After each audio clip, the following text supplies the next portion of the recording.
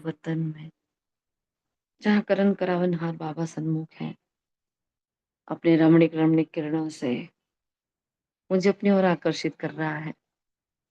और मैं भी शिव समा पर फिदा होने वाला परवाना अपने समर्पण भाव से बाबा को अपने साथ लेकर आ रही हूँ।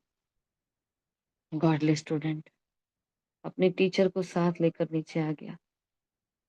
साकार जगत में उसको आना पड़ा मेरे वास्ते।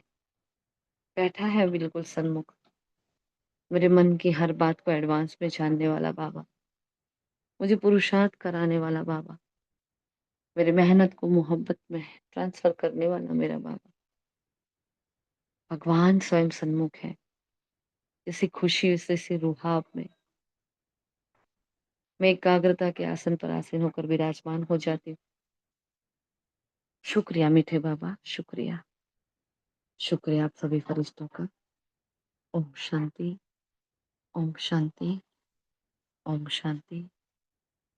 Good morning all of you. Godly morning. आज की मुरली एकदम धारणा युक्त मुरली है। इस सब्जेक्ट को लिया है बाबा ने आज। कौन से सब्जेक्ट पर चली है आज की वाणी?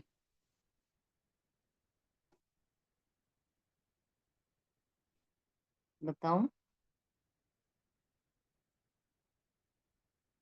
किस सब्जेक्ट पर फोकस किया आज बाबा ने?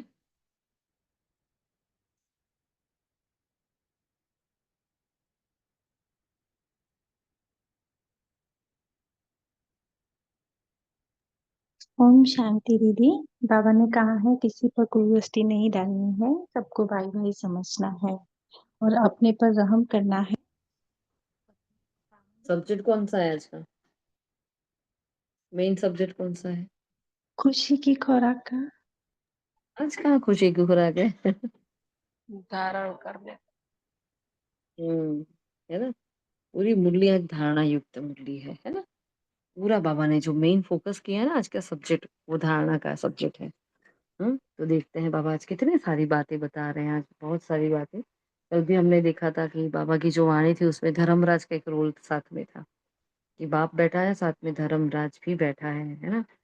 तो बाबा ने बहुत कड़क भाषा में भी हमें बहुत सारी बातें बताई थी। आज भी बाबा बहुत सारी अच्छी अच्छी बातें बता रहे हैं।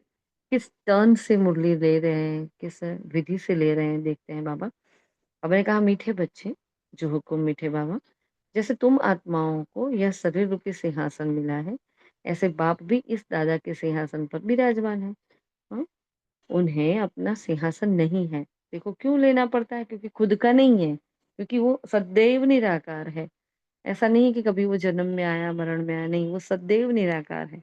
इसलिए वो अपना तन नहीं ले सकता। वो क्या करता है, क्योंकि इस धरती का बना हुआ ही नहीं है, तो प्रकृति के 5 तत्वों का बना शरीर उसको कैसे मिलेगा, है ना।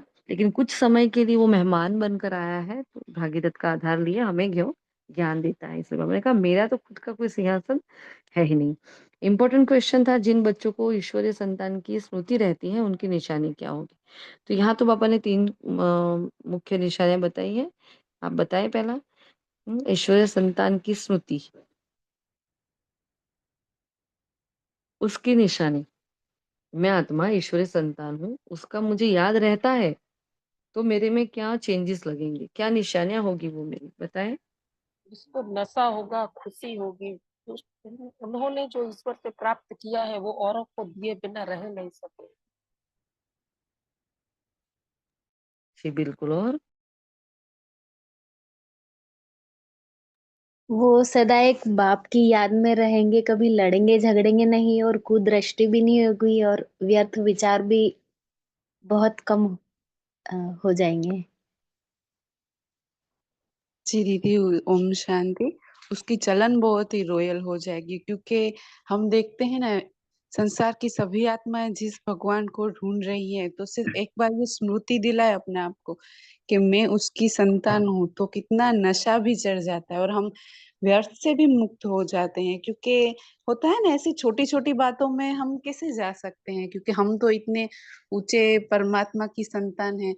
और कोई भी हमारे ऊपर सपोज बोझ आता है तो भी नहीं कहते हैं, तो हम बाबा को सौंप देते हैं।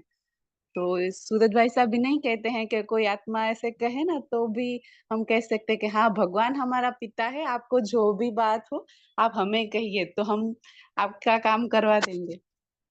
जी ओम शांति। ओम शांति।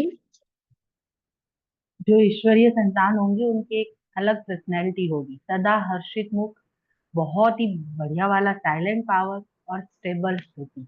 किसी भी पोजीशन में मुस्कुराते रहो, शांत रहो और स्टेबल। ओम शांति। ओम शांति। जो ईश्वरीय संतान होंगे वो आत्म स्थिति में रहेंगे, औरों को भी आत्मा समझकर देखेंगे। ओम शांति।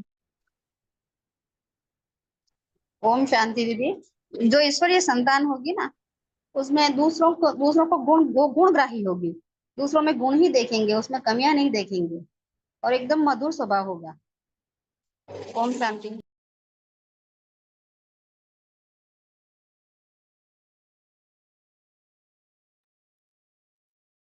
तो ईश्वरीय संतान, देखो कितने अच्छे अच्छे पॉइंट्स आ रहे हैं ना।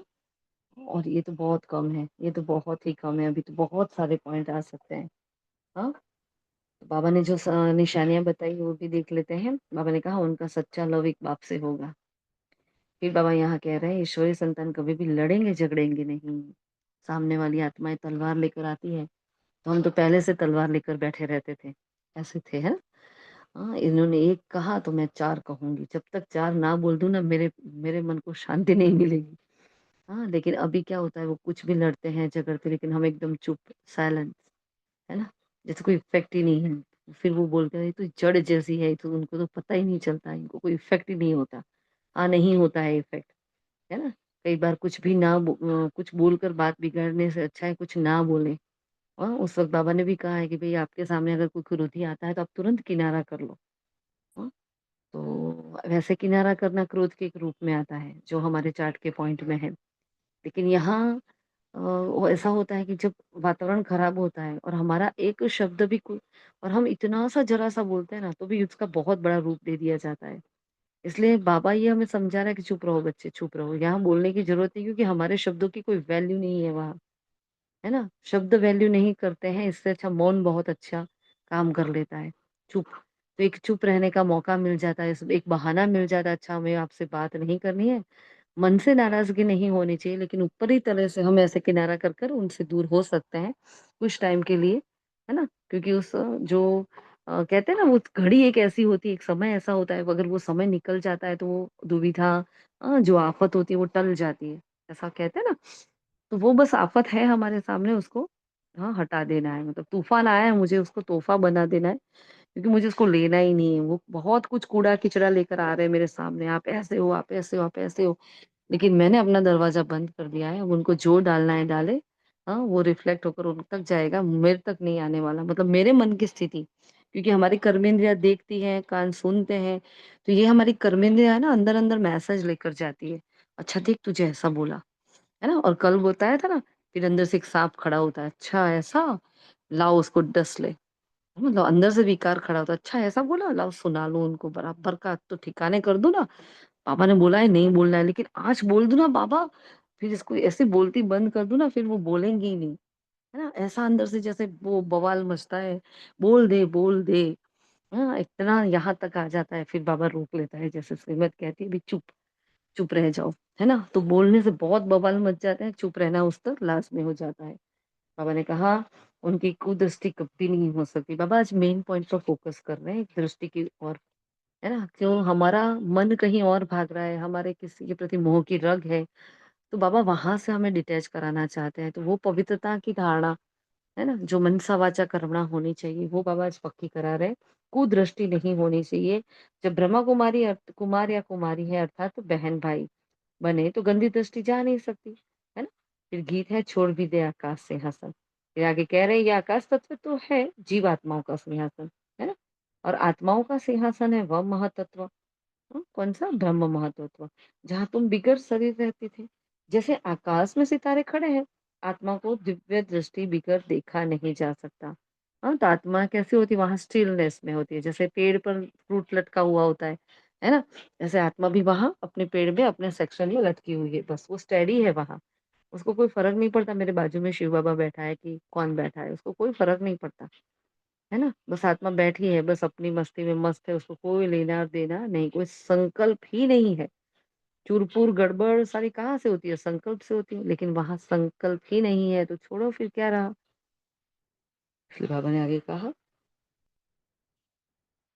बाप की तरह तुम आत्माएँ भी सिंहासन छोड़कर यहाँ इस शरीर को अपना सिंहासन बनाती हो।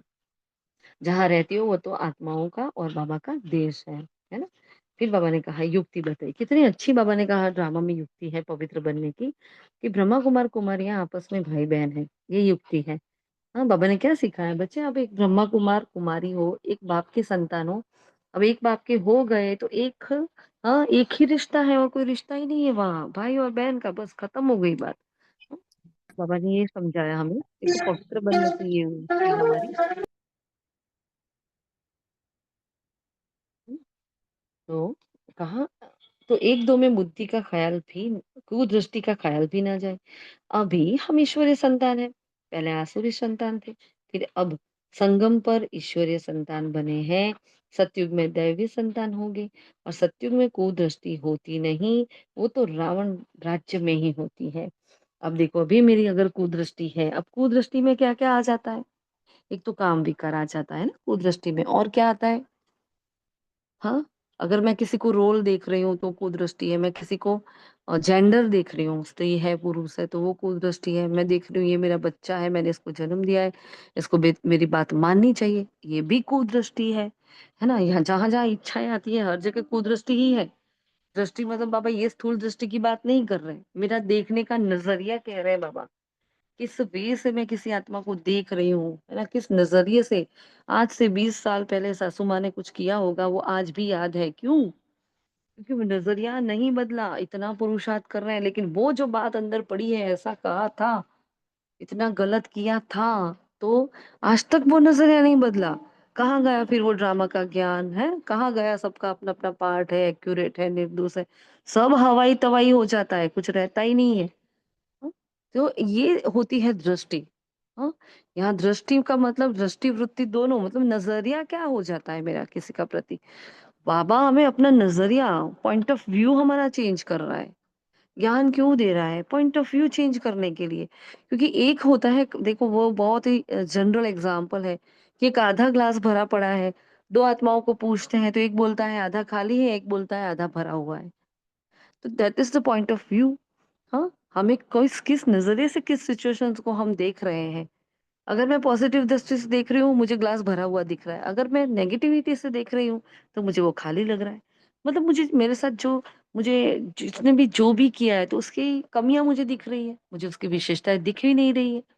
हुँ, तो वो पॉइंट ऑफ व्यू होता है, वही दृष्टि होती है। इन सबको ही कुदृष्टि कहते हैं। और एक होता है भई मेल और फीमेल की दृष्टि एक तरफ जाती है, वही वही पुरुष और स्त्री का भान आ जाता है।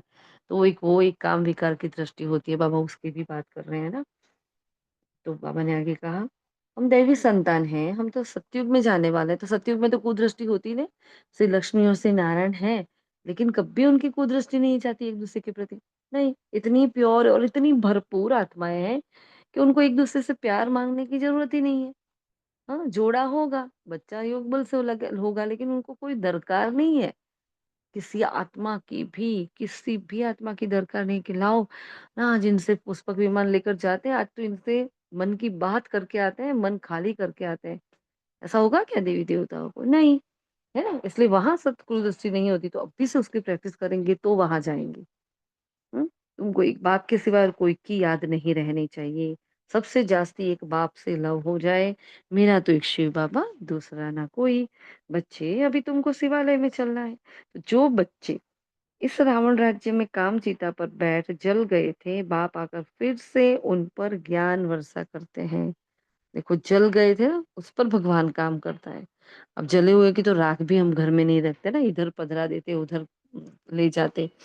तो बाबा क्या करता है देखो, हमें जल चुके थे कामचीता पर बैठकर, लेकिन हमें बाबा ने कहा फिर से उन पर ज्ञान वर्षा करते हैं, सबका कल्याण करते हैं। जैसे सूखी ज़मीन पर बरसात पड़ने से घास निकल आता है, तुम्हारे पर भी ज्ञान की वर्षा न होने के कारण कितने कंगाल बन पए।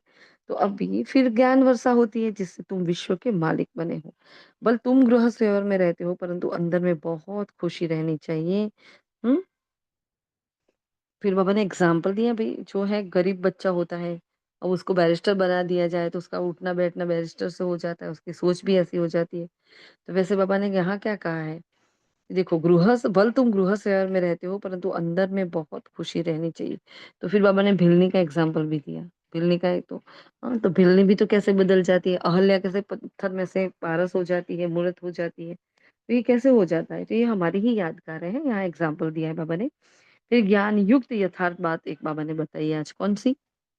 बाबा ने उसके लिए वर्ड यूज़ किया ज्ञान युक्त यथार्थ बात, किसके लिए कहा?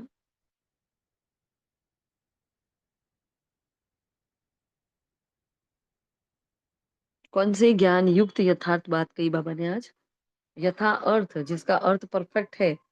हाँ, ऐसी यथा अर्थ बात बाबा ने आज परफेक्ट बताई है, कौन-सी होगी? बोली नहीं कि सभी ने? हाँ दीदी जी। हेलो। हाँ हाँ जी, बोलो। बाबा कहते हैं कि जैसे सूखी जमीन पर घास उग जाती है बरसात होने से, तो वैसे ज्ञान बिना तुम भी कचरा बन जाते हो। तो तुम तो कोहिनूर हो, मतलब तो तुम तो पुजारी हो, ब्राह्मण आत्मा। तो तुम तो ज्ञान रूपी हो, तो ज्ञान से भरपूर हो। तो तुम पतित थोड़ी ना बनोगे ऐसा। यहाँ जो बाबा ने यथार्थ ज्ञान युक्त बात की है, याद आया किसी को? किसी को मिला वो पॉइंट? आप जो कह रहे हो वो उसके पहले अभी हमने जो पॉइंट कही ना वो, तो बाबा ने उसके बाद एक बात करी थी ज्ञान युक्त यथार्थ बात क्या है? सबसे जास्ती शुरू से हमने भक्ति की है, जो 3 दिन से हाँ बाबा ये देव। पक्की करा रहे हैं। 3 दिन से बाबा यही बात पक्का करा रहे हैं, बच्चे तुमने जास्ती भक्ति की है ना? इसलिए ज्ञान भी अब तुमको ही जास्ती मिलता है ना? तो बाबा ने ये कहा यही यथार्थ बात है ज्ञान की, जब से सबसे जास्ती भक्ति शुरू में हमने की है, फिर हमें बाबा क्या करते हैं, स्वर्ग में पहले-पहले भेज देते हैं। फिर बाबा कहते हैं अभी तक सभी के सभी नास्तिक हैं, आगे चल सन्यासी भी आ जाएँगे, आस्तिक ज़रूर बनेंगे। अभी तो आते हैं, फिर गुम भी हो जाते हैं। कई-कई सन्यासी आते हैं, पहले की बात है, अभी तो काफ़ी आ जाते हैं और अभी तो खुले में बोलने भी लगे वो लोग। हाँ, लेकिन बाबा ने कहा ना अगर वो ये सब करने लग जाए तो उनका तो धंधा ही बंद हो जाए। इसलिए बाबा ने कहा ये सन्यासी हैं अभी क्या करते हैं, अभी आस्तिक ज़रूर बनेंगे, एक दिन तो वो लोग भी आएँगे। अभी आते भी हैं लेकिन फिर गुम हो जाते हैं। बड़ा वंडरफुल ड्रामा है ये। अभी तुम आदि से अंत तक सब जानते हो, है ना? हुँ। नंबरवार धारण कर सकते हो। बाप के पास सारा ज्ञान है तो तुम्हारे पास भी होना चाहिए। वो ज्ञान का सागर तुम में मास्टर नॉलेजफुल में मास्टर ज्ञान का सागर। फिर बाबा ने एक अच्छा टॉपिक दिया है, बच्चों को बहुत रहम दिल बनना है जो 4 दिन से बाबा ये लहर चला रहे हैं, है ना? संडे की वाणी में क्या कहा था रहम के लिए? ओम दीदी शांति। मर्सीफुल कहा था। बाबा ने कहा था प्रेम की निशानी है रहम दिल। और ओम शांति। रहम की खान बनने के लिए बाबा ने कहा था। जी, है ना? बाबा ने मर्सीफुल तो वर्ड यूज़ किया था, मर्सीफुल के पास में एक दूसरा वर्ड यूज़ किया था रहम दिल, है ना? और हम क्या है रहम की खान हैं, हम सब रहम की खान तो हमारा भंडार सदा भरपूर रहे, है ना? कुछ भी हो जाए। इसलिए बाबा ने क्या कहा है, देखो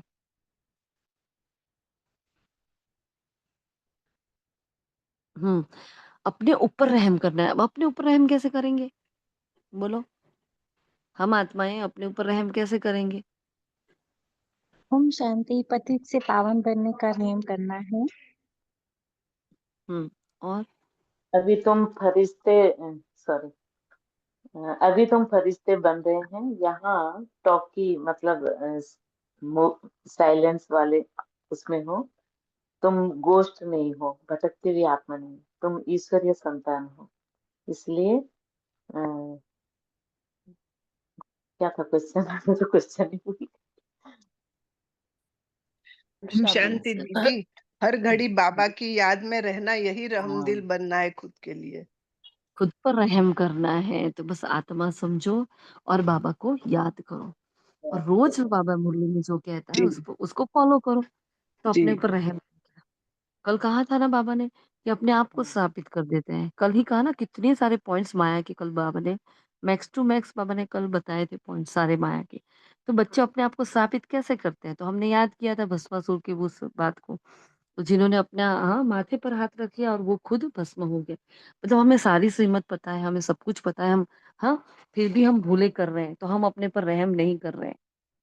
है ना? कहा ना तकदीर में नहीं है तो तदबीर भी क्या कराएगा भगवान। कल ही तो कहा बाबा ने, कितना बाबा ने कल समझाया है। तो अपने ऊपर रहम क्या करना है तो कैसे, ये हमारा आज का चिंतन का टॉपिक है, मैं कैसे अपने ऊपर रहम करूं। है ना? तो इस पर चिंतन चलाएंगे आज। बाप को याद कर पतित से पावन बनना है, फिर पतित बनने का पुरुषार्थ नहीं करना है। पावन बनने का पतित बनने का हमें पुरुषार्थ नहीं करना। अभी तुम फरिश्ते बन रहे हो, चलते फिरते बुद्धि में यह ज्ञान रहे, हम असूल मूल वतन के रहवासी हैं।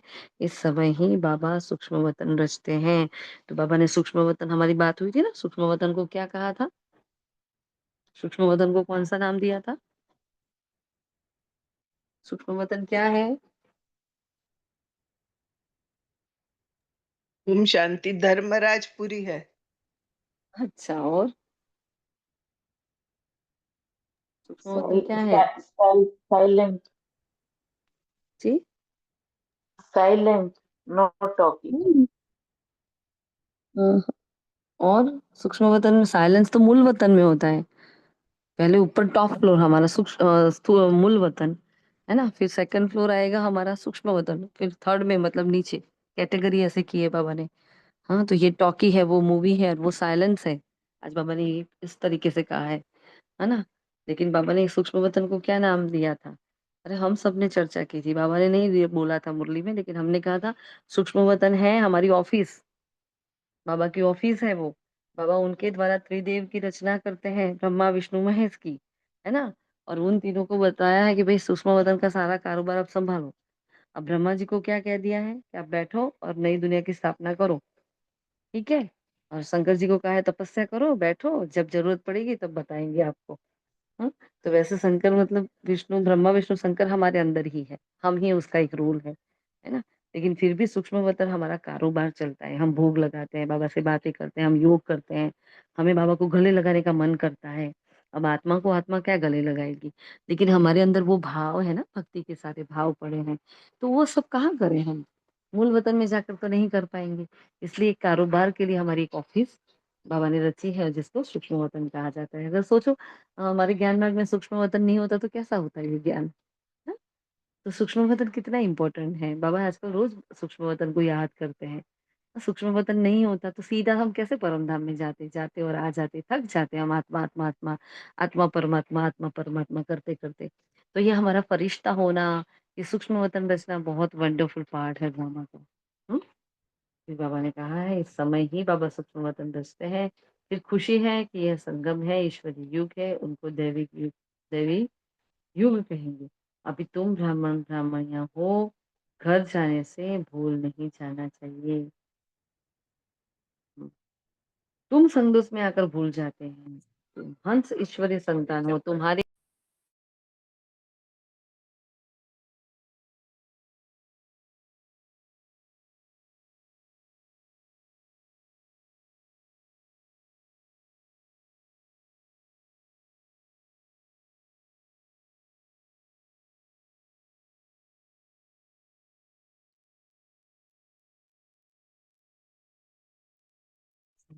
हाँ। तो बाबा ने कहा हमें खुशी होनी चाहिए। छी, बाबा ने कहा हमें खुशी होनी चाहिए कि ये संगम है, ईश्वरीय युग है। आज बाबा ने संगम को कौन सा नाम दिया? नया नाम, ईश्वरीय युग है, उसको दैवी युग कहेंगे। अभी तुम ब्राह्मण ब्राह्मणिया हो, घर जाने से भूल नहीं जाना चाहिए। वो जो क्लास में बैठते हैं तो हम ब्रह्मा कुमार कुमारी व्हाइट ड्रेस पहनकर तन कर बैठते हैं, मस्त हम मगन होकर बैठते हैं, इतनी मस्त अवस्था होती है, क्योंकि अमृत वेला करते हैं फिर क्लास में जाते हैं, बॉडी मस्ती में मस्त होते हैं। लेकिन जैसे ही घर आते हैं आत्माएं कोई तलवार लेकर बैठी होती है, कोई बेतल दीदी व्हाइट ड्रेस में व्हाइट संकल्प होते हैं, है ना, रंग बिरंगी ड्रेस में संकल्प भी अपना रंग दिखाते हैं, रंग बिरंगी आ जाते हैं। कल बाबा ने क्या कहा था, परसों परसों कहा था ना कि रंगीन ड्रेस में बहुतों का कल्याण कर सकते हो। तो हमें ये भी तो याद रखना है ना। तो जब भी घर पे आते तो सॉरी, एक आत्मा भाला लेकर बैठती है, एक आत्मा गदा लेकर बैठती है, एक तीर कमान लेकर बैठती है ना? सब अपने अपने एक तलवार लेकर बैठती है, सब अपने अपने हथियार लेकर बैठे होते हैं, हमें हमारा इंतजार कर रहे होते हैं। अब वहां भगवान अपनी सेना को तैयार करता है, तुम ये हो, विश्व के मालिक हो, ऐसे हो वैसे हो। और यहाँ उतना नशा चढ़ाकर जब आते हैं घर पर, तो वो ब्रह्मा कुमार कुमारी का टाइम टाइम फिक्स हो जाता है, मतलब भूल जाते हैं, वो स्मृति में से वो नीचे उतर जाते हैं। देखते हैं कि मनुष्य आत्मा क्या कह रही है, कैसे बिहेव कर रही है। भगवान इतना प्यार करता है, इतना ऊंचा, उसकी तो कोई फालतू बातें ही नहीं होती है। इन आत्माओं ने तो हमें देखो इतना बेवकूफ बनाया, पहले अच्छा अच्छा भी कहा, फिर इतनी ग्लानि की, मतलब उन्होंने सत्य भी नहीं कहा कभी, है ना, जो सत्य था कभी नहीं बताई हमें। तो बाबा ने कहा कि ये झूठा संसार है, आत्माएं सारी की सारी झूठी है, उनके संबंध भी झूठे हैं। फिर अगर ये कुछ हमारी ग्लानि भी करती है तो वो भी झूठी हुई ना। आप ऐसे हो, आप वैसे हो, है ना, आपका चरित्र ऐसा, आपका ब्रह्मा कुमारी ऐसा है, आपका बाबा ऐसा, आपकी बहन ऐसी, तो क्या क्या बोलते रहते हैं, है ना। तो मतलब वो क्या है, तो वो भी तो झूठ है। हम कैसे रिएक्ट कर लेते हैं, अरे ये झूठ बोल दिया हमसे, है ना। हमें रिएक्ट नहीं करना है, हम चुप, बस। अस्त्र शस्त्र हम भी लेकर आए ना। हमारे पास जो साइलेंस पावर है, हमारे पास जो बाबा की पावर है, वो उनके पास नहीं है। हाँ, तो माया की सेना तैयार होती है, लेकिन हमारे क्या करना है, मुख बंद बस। मुख में शांति का मुलारा डाल दो और आ जाओ चुपचाप। ठीक है। तो ये कल से क्लास से आए ना, तो ध्यान रखना। बाबा ने कहा तुम संग दोष में आकर भूल जाते हो, तुम हंस ईश्वरीय संतान हो, तुम्हारी किसी से भी आंतरिक रग नहीं जाना चाहिए। अगर जाती है तो कहेंगे मोह की बंदरी। कैसा नाम दे दिया बाबा ने आज। हाँ, भैया कौन कौन मोह की बंदरी है। सब मोह की बंदरिया ही लगती है हमें तो। हम खुद भी आ गए, सब आ गए। तो इतना हंसी आ रही थी कि बाबा देखो कैसे कैसे नाम देते हैं हमें। आप सबको नहीं आ रही हंसी, आप हंस सकते हो सभी, है ना। तो ऐसा तो है नहीं कि बहुत किसी को मोह नहीं हंसे, है। बहुत हंसे सब। पूरी बहुत क्लास हंसे ना। हंसी थी। हाँ। तो ऐसा तो है ही नहीं। कोई वस्तु वैभव से नहीं है तो किसी चीज से है, तो किसी चीज से नहीं है तो किसी व्यक्ति से है। किसी ना किसी तो। हाँ। और कोई कुछ भी नहीं है तो वो जो अंदर ध्रुणा पड़ी ना अपने अंदर किसी आत्मा के प्रति, उस ध्रुणा से ही हमारा मोह है। तो सबके सब मोह की बंदरिया। बोला बाबा एक भी लायक नहीं बना अभी आपके पास जाने के लिए। बाबा ने कहा अगर अगर रग जाती है ना, आंतरिक रग कहा बाबा ने, अंदर से हम किसी को याद कर रहे हैं, अंदर से किसी की और हमारे संकल्प की दिशा उस ओर जा रही है, तो हम क्या है, सब मोह की बंदरिया। तो तुम्हारा तो धंधा ही है सबको पावन बनाना, तुम हो विश्व को स्वर्ग बनाने वाले। देखो कितनी बड़ी बड़ी बातें बाबा कह रहे हैं। कहाँ वह रावण की आसुरी संतान, और कहाँ तुम ईश्वरीय संतान, है ना। अब इसको याद रखना, ठीक है ना। जो अभी हमारी बात हुई ना, जैसे ही घर पे आते हैं तो हर आत्मा क्या करती है, अपने अस्त्र शस्त्र। तो याद रखना कल जैसे ही घर जाएंगे ना, तो माया की सेना तैयार होगी, उसके ये वाले अस्त्र शस्त्र बहुत तन कर बैठे होंगे, अच्छा आए तो ये करें, है ना। लेकिन हम एकदम चुपचाप, एकदम साइलेंस, है ना, एकदम चुप। हम्म। तो बाबा ने कहा तुम कौन हो, ये तो देखो धंधा है। और कहा वो रावण की आसुरी, और हम किससे कंपेयर कर रहे हैं, उनके साथ अपने आप को। अच्छा उन्होंने ऐसा कह दिया, उनकी मजाल जो मुझसे ऐसा बात करे, है ना। तो क्या हो गया भाई, रावण की आसुरी संतान से कभी अर्जुन ने अपने आप को दुर्योधन से कंपेयर किया क्या। युधिष्ठिर जी ने कभी अपने आप को दुर्योधन से, दुशासन से कंपेयर किया। हो ही नहीं सकती कंपैरिजन, हम क्यों करें अपने आप को इन आत्माओं से कंपेयर, करना ही नहीं है। आसुरी संतान है और हम देव्य संतान है, हम तो ईश्वरीय संतान है, भविष्य के देवी देवता है। क्यों हमें ऐसा बोलना चाहिए, सोचना भी नहीं है, उनको जो बोलना है बोले, है ना। ढीठ हो जाओ ढीठ। बाबा कहते हैं ना न्यारे प्यारे, और हमारी भाषा ढीठ। कहते हैं ना ये जड़ है, इनको कोई इफेक्ट नहीं होती, बस मजा है इस जड़ होने में, है ना। तो बाबा ने बहुत अच्छा अभ्यास बताया, तो बच्चों को अपनी अवस्था एकदम एक रस बनाने के लिए सब कुछ देखते हुए जैसे कि कुछ भी देखते नहीं। आज की मुरली की ये मेन पॉइंट है। हार्ट ऑफ द मुरली जो हमें लग रहा है, आज ये लग रहा है, अवस्था एक रस करना हमारा फोकस वही है कि मेरी अवस्था मस्त होनी चाहिए। उस अवस्था के लिए क्या करो? कुछ भी देखो नहीं, देखते हुए ना देखो, सुनते हुए ना सुनो। यह अभ्यास करना है, इसमें बुद्धि को एक रस रखना है। हिम्मत की बात है। हाँ, क्यों हिम्मत की बात कह रहे हैं बाबा? हुँ? हाँ, ये हिम्मत की बात है हमें, क्योंकि एक रस बुद्धि रखना, सामने कुछ दिख रहा है, गलत-गलत हो रहा है, गलत-गलत सब कुछ कर रहे हैं और हमें एकदम साइलेंस रहना है, हमें चुप रहना है, हमें साक्षी होकर देखना है। तो ये बहुत बड़ी हिम्मत है ना। परफेक्ट होने में मेहनत तो लगती है, संपूर्ण बनने में टाइम चाहिए। जब कर्मातीत अवस्था हो तब दृष्टि बैठे, तब तक कुछ न कुछ खींच होती रहेगी, है ना? पहले मुंह की बंदरी कह दिया, अब कहते हैं तब तक कुछ ना कुछ खींच होती रहेगी, तो अपने आप को छूट नहीं दे देना। अच्छा बाबा ने बोल दिया ना तब तक तो चलेगा, चलो इतने में तो परफेक्ट हो जाएंगे, ऐसा नहीं है ना। तो आज क्या करेंगे, कहाँ कहाँ हमारी रग जा रही है। हाँ, पहला तो हमने बताया हमें अपने ऊपर रहम कैसे करना है। नंबर 1 पॉइंट वो है। हमारा सेकंड पॉइंट है आंतरिक रग कहाँ जा रही है, वो चेक करके बाबा को बताना है होमवर्क में, है ना? आज ये करेंगे। और सभी प्लीज़ मुरली से जो होमवर्क भेजा जाता है उसको करो, क्योंकि वो करेंगे ना तो ही मुरली हमारी है। चलो लिखो नहीं कोई बात नहीं, लेकिन बाबा के पास जब बैठे हैं योग में, नुमाशम में, तो खास हमें ये सब करना है। फिर हम विश्व की सेवा करें, क्योंकि अपने आप को पूरे दिन का चेकिंग करके बाबा को चार्ट भी देना है उस वक़्त वापस आधा। हाँ, जैसे घंटे-घंटे में तो हम कर ही रहे हैं, लेकिन सुबह से शाम का भी ओवरऑल व्यू दे देना है बाबा को, फिर मन की अवस्था कहाँ बिगड़ी और फिर जो होमवर्क होता है मुरली से, उस पर जो हमने पूरा दिन फ़ोकस किया होता है वो बाबा को बताना है, अच्छा बाबा ये है। हाँ, जैसे कल हमने बताया, च कल परसों ना चाहिए चाहिए की लिस्ट। चाहिए की लिस्ट। तो बाबा को बताया, बाबा इतना चाहिए, ये चाहिए, अरे कितनी लंबी लिस्ट बन जाती है। हाँ? तो ऐसे आज कहाँ-कहाँ हमारी आंतरिक रख जाती है, हमें आज पूरा दिन चेकिंग करना है अपने ऊपर। हाँ, जाती तो है, नहीं जाती ऐसा तो होता ही नहीं है और बाबा को पूरा लिस्ट सौंपेंगे आज, ठीक है? हम होमवर्क करके बैठेंगे, फिर उसका काम है, वो क्या करेगा, कैसे निकालेगा उस मुँह से हमें, ठीक है ना? तो बाबा ने आगे कहा, कुछ न कुछ खींच होती रहेगी, इसमें बिल्कुल उपराम होना पड़ता है, उपराम। है ना? वो राम कहाँ है? ऊपर। वो कैसे बैठा है? सब कुछ देखता है, जानता है, सारी गड़बड़ें देख रहा है। लेकिन कितना मस्त होकर बैठा है। ऐसे उसके जैसा उपराम हो जाना है। लाइन क्लियर चाहिए। कौन-सी लाइन क्लियर चाहिए? हाँ, बाबा को लाइन क्लियर चाहिए। कौन-सी लाइन क्लियर चाहिए? बुद्धि की बुद्धि लाइन। की हुँ, बुद्धि की लाइन क्लियर चाहिए, है ना? और हम जैसे योग में बैठते हैं तो आप देखना, जैसे सुदर्शन चक्र फिराने बैठे, यहाँ से गए परम धाम में, फिर आगे कुकर की सीटी बजी नीचे। अच्छा, फिर वापस परम धाम में। अच्छा कोई आ गया, खटखटाया नीचे। फिर गए परम धाम में, है ना? फिर बच्चा याद आया, अच्छा इसको खाना देना था, चलो नीचे। मतलब देखो योग की अवस्था इतनी, मतलब क्या शब्द उसके लिए यूज़ करें, मतलब क्या योग, इसको योग थोड़ी कहेंगे। हम चाहे लिख लेते हैं ना अभी इतने घंटे, लेकिन मतलब बाबा ने तो हमें 5% ही दिए हैं कि अभी मेरे बच्चे 5% ही योगी बने हैं, समझ लो। तो इतना 95% का हमें क्लियर करना है। लेकिन वो बहुत जल्दी हो जाएगा, तकलीफ यहाँ ही है शुरुआत में। फिर जो होगा बहुत स्पीड से होगा, क्योंकि जो बाबा रोज की श्रीमत देते हैं उसको फॉलो करते-करते वो अवस्था आ जाएगी। फिर फास्ट ग्रोथ होगा हमारा, है ना?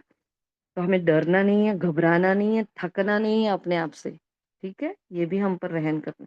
ज़माने का बुद्धि एकदम क्लियर चाहिए लाइन। देखती हो जैसे तुम देखते ही नहीं हो, ऐसा अभ्यास जिसका होगा, वही उच्च पद पाएँगे। जो आगे जो कहा अवस्था एक रस बनाने के लिए, और यहाँ कहा देखते हुए कुछ ना देखना, ऐसा अभ्यास जिसका होगा, वही उच्च पद पाएँगे। पूरा दिन देखो मेरे आस-पास जो हो रहा है, बस जैसे मैं देख ही नहीं रही। जैसे मैं सुन ही नहीं रही, जैसे कुछ हुआ ही नहीं है ना? पूरा दिन इस पर रखना, क्योंकि बाबा ने बहुत पावरफुल पॉइंट बताई है ये। हम भी इस पुरानी दुनिया का सन्यास कर कर बैठे हैं, फिर सन्यासी को बाबा ने याद किया था। बस हमको तो अब स्वीट साइलेंस होम में जाना है और कोई की बुद्धि में नहीं है, जितना तुम्हारी बुद्धि में है, इस समय तुम भी सबको रास्ता बताना सीखते हो, इसलिए तुम्हारा नाम पांडव रखा है, तुम पांडवों की सेना है, अभी तुम देही अभिमानी बने हो। फिर बाबा ने सर्प और भ्रमरी का मिसाल कहा कि वो अभी का ही है आपका, तुम अभी प्रैक्टिकल में हो, और फिर बाबा उसको ऐसे सिखा रहे हैं समझाने के लिए। तुम्हारे लिए सब दिन लकी है, देखो। हाँ, संगम का एक भी दिन ऐसा नहीं अरे यार इतना खराब गया ना, कल का दिन तो मूड ही नहीं था, ना ज्ञान ना योग, कुछ मजा ही नहीं आ रहा था, है ना। तो ऐसा नहीं, बाबा ने कहा तुम्हारे लिए तो सब दिन लकी है, तुम सदैव लकी हो। अब सदैव लकी मतलब क्या, हमारे पांचों स्वरूप को देख लो। हाँ, वैसे देखा जाए तो पांचों स्वरूप को देखो तो क्या है, हमारे श्रेष्ठ है, श्रेष्ठ। हाँ, तो सदैव लकी है हम, ऐसा नहीं आज है कल नहीं है, सुबह है शाम को नहीं है, अमृत वेला किया तो बहुत लकी है, नून में है तो नहीं है, ऐसा नहीं है। सदैव लकी है हम, एवर लकी है। तो गुरुवार के दिन की फिर बाबा बात कर रहे हैं कि बच्चों को स्कूल में बिठाते हैं ना, हम पहले जब पढ़ते थे तो गुरुवार को उपवास करते थे। फिर जो ट्यूशन चालू करना होता था, हम गुरुवार का दिन देखते ही ट्यूशन चालू करते थे, जब नया सीजन चालू होता था तो कुछ भी होता था तो गुरुवार को करते थे, है ना। तो देखो बाबा उस बात को आज समझा रहे हैं, क्यों गुरुवार, है ना। तो अभी हमारे पर बृहस्पति की जो दशा है उसका ही यादगार गुरुवार है, क्योंकि गुरुवार को बृहस्पतिवार भी कहा जाता है। इसलिए बाबा ने कहा ये रस्म अभी की है, तुमको भी अभी वृक्षपति पढ़ाते हैं, यह बृहस्पति की दिशा अ, दशा तुम्हारी जन्म जन्मांतर की चलती है, यह है बेहद की दशा। तो तुम पूरी रीति मेहनत करनी चाहिए, लक्ष्मी नारायण कोई एक तो नहीं है ना।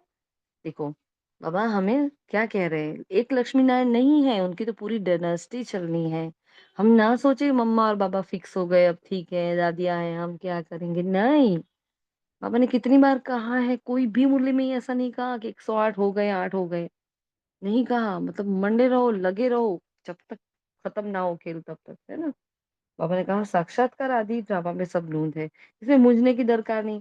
तुम बाप को याद करो, सुदर्शन चक्रधारी बनो, दूसरों को भी बनाओ। तुम हो ब्रह्मा मुख वंशावली, सुदर्शन चक्रधारी सच्चे ब्राह्मण।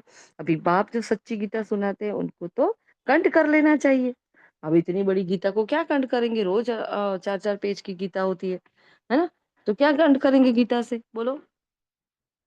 हमारी ये गीता सच्ची सच्ची गीता है, इससे हम क्या कंठ कर लें। कंठ करना मतलब लर्न कर लेना, रिसाइट कर लेते हैं ना जैसे। हाँ, क्या करेंगे। माँ में कम याद करो। बुद्ध, एक भी, राइट। एक भी। मन मना भव और मध्याजी भव, बस आ गई इसमें गीता पूरी। मन मना भव और मध्याजी भव, इसमें सब कुछ समा गया है ना, पूरा ज्ञान आ गया। अब देखा इसको तो कंठस्थ कर लेना चाहिए आपको। तुम्हारा सारा कनेक्शन है ही गीता के साथ। देखो स्थूल वाली गीता की बात नहीं कर रहे हैं, है ना। ये कौन सी गीता की बात हो रही है, जो निराकार शिव परमात्मा ने चलाई, है ना, जो हम प्रदर्शनी में औरों को समझाते हैं, जो हमारा 7 डेज कोर्स है और जो हम रोज सुनते हैं, वो है हमारा गीता का ज्ञान। तो हमारा कनेक्शन इस गीता से होना चाहिए, ना कि वो स्थूल वाली गीता से। वो भक्ति मार्ग है ना, वो चाहे आपको कितनी भी अच्छी लगे लेकिन वो भक्ति मार्ग है। और सच्ची गीता तो बाबा ने कहा ना, सच्ची सत्यनारायण की कथा मैं सुनाता हूँ, तीसरी की कथा है, सारी की सारी कथा सच्ची बाबा अब भी सुना रहे हैं। तो सच आते हुए भी अगर हम झूठ को पढ़ते रहे, उसके पीछे टाइम देते रहे तो क्या मतलब। हाँ, तो मैंने कहा अभी गीता में ज्ञान और योग दोनों ही हैं। तुमको भी एक किताब बनाना चाहिए, योग का अलग क्यों, जैसे ये सेवा के लिए किसी ने बनाया होगा, इसलिए बाबा ने सेवा की पॉइंट उठाई है कि भाई दो अलग बुक मत बनाओ। लेकिन फिर बाबा ने कहा भाई योग का नामाचार बहुत है, योग नामी ग्रामी है, फिर इसके लिए बुक भी अलग से बनानी पड़ती है लोगों के लिए।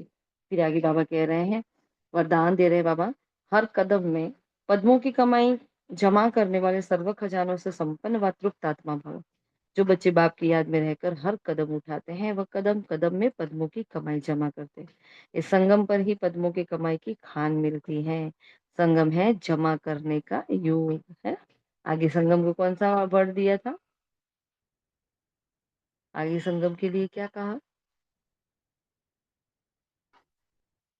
लकी, नहीं, संगम के लिए कल्याणकारी, ईश्वरीय, ईश्वर को कहा ना दैवी। हाँ, उनको दैवी युग कहते हैं और संगम को ईश्वरीय युग कहते हैं, है ना। और अभी क्या कहा, संगम क्या है, जमा करने का युग। अभी जितना जमा करना चाहो उतना कर सकते हो। एक कदम अर्थात 1 सेकंड, देखो बाबा का हिसाब, मेरा एक कदम मतलब 1 सेकंड, इसलिए कहता है ना सेकंड सेकंड सफल करो। 1 सेकंड भी बिना जमा के न जाए, व्यर्थ ना जाए, कितनी पावरफुल वरदान है। सदा भंडारा भरपूर हो, अप्राप्त नहीं कोई वस्तु, ऐसे संस्कार हो। अभी जब ऐसी तृप्त व संपन्न आत्मा बनेंगे, तब भविष्य में अखूट खजानों के मालिक बनेंगे। तो मुझे किसी से कुछ भी नहीं चाहिए, छोटा-सा लंगड़ा-सा मान भी नहीं चाहिए। जाओ जिसको देना है दे, ना देना है, अब तक भटक रहे थे, माँग रहे थे, अब नहीं चाहिए। जिसको जो बोलना है बोले। ना दुःख देना है तो दुःख लेना भी नहीं है। कोई कुछ भी बोले हमें कोई इफ़ेक्ट नहीं होनी चाहिए। क्योंकि मुझे अपना भंडारा भरपूर रखना है। अगर मेरा भंडारा भरपूर नहीं होगा और कोई आया उसको मुझसे शांति चाहिए कि मैं थोड़ा-सा क्रोध में आ जाऊँ, तो मैं कैसे उसको शांति दूँगी? और वो मुझे इस हालत में देख के ही चले जाएँगे, अरे ये तो ओम शांति करते हैं लेकिन खुद तो झगड़ते हैं। है ना? इसलिए बाबा ने कहा अप्राप्त नहीं कोई वस्तु, ऐसे संस्कार हो। अभी जब ऐसे तृप्त व संपन्न आत्मा बनेंगे, तब भविष्य में अखुट खजानों के मालिक बनेंगे। फिर स्लोगन है कोई भी बात में अपसेट होने के बजाय नॉलेजफुल के सीट पर सेट रहो, है ना? और पूजा बहन ने 2 दिन पहले भी बताया था, कल परसों भी, है ना? जो अपसेट होता है तो क्या होता है? हुँ? जो अपनी सीट पर सेट होता है, तो बाबा उसका ज़िम्मेवार है। जो अपसेट होता है वो खुद का ज़िम्मेवार हो जाता है। फिर बाबा उसको हेल्प नहीं करता है। तो हमें क्या करना है? श्रेष्ठ सोपान की सीट पर सेट रहना है क्योंकि मैं नॉलेजफुल आत्मा हूँ। मेरे पास हर बात का समाधान है, हर बात का जवाब है। फिर मातेश्वरी के जो महावाक्य है उसमें एक ही हमने महावाक्य लिखा है कि भई मुक्ति में ना तो चैन है, ना कोई वहाँ बेचैन है। सतयुग और त्रेता में ही चैन की दुनिया है। उसको विस्तार से नहीं लिखा है हमने। फिर बाबा ने अव्यक्त इशारा दिया है, आपके बोल में स्नेह है, हाँ, मधुरता, बहुत कितने सारे गुण कहे। हमारे बोल में क्या चाहिए? स्नेह चाहिए, मधुरता चाहिए, महानता चाहिए, सत्यता, नम्रता के साथ हो। स्नेह, मधुरता, महानता हो, सत्यता हो लेकिन कैसी हो? नम्रता के साथ हो। निर्भय होकर अथॉरिटी से बोलो, लेकिन मर्यादा के अंदर हो। कुछ भी बड़बड़ाहट कर दे ऐसे नहीं डरती मैं आपसे, है ना? तो नहीं डरते को बताना थोड़ी है कि मैं बोलना थोड़ी है, बता देना है बस। हाँ, दोनों का बैलेंस हो, जहाँ बैलेंस होगा वहाँ कमाल दिखाई देती है और वह शब्द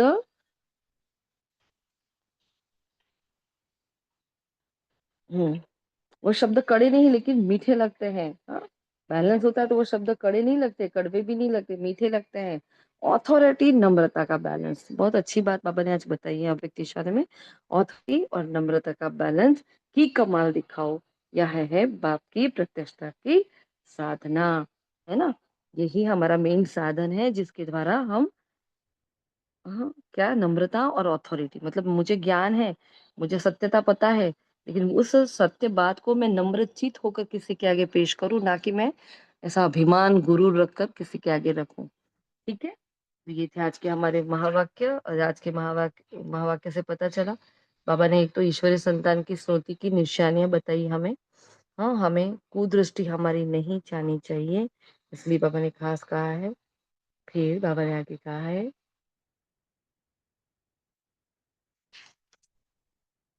जो हमारी बात हुई थी हमें अपने ऊपर रहम कैसे करना है, वो पॉइंट्स निकालनी है। हमें खुशी ही रहनी चाहिए कि ये संगम युग है। फिर बाबा ने कहा हमें चेक करना है हमारा आंतरिक मोह तो कहीं नहीं है। मैं मोह की बंदरी तो नहीं हूँ, ये चेक करना है। अभ्यास क्या करना है? अवस्था एक रस रखने के लिए देखते हुए ये कर्म योग होगा। ये वाला योग कर्म योग ही होगा क्योंकि कर्म के बिना किसी को देख नहीं पाएँगे। है ना? तो बस निरंतर ये स्मृति रहे कि मैं मोह की बंदरी तो नहीं हूँ और मुझे अब एकरस अवस्था बनानी है, तो मैं क्या करूँ? है ना? तो एकरस तुम बच्चों की अपनी अवस्था एकरस बनाने के लिए सब कुछ देखते हुए नहीं देखो, सुनते हुए नहीं सुनो। इसके लिए रोज़ बाबा कहते हैं ना hear no evil, line एकदम क्लियर मुंगा अवस्था वगैरह की सही वगैरह नो फिर बाबा ने कहा जो देखते हुए भी नहीं देखते हैं वही क्या होगा? उस वही उच्च पद पाएँगे, ठीक है?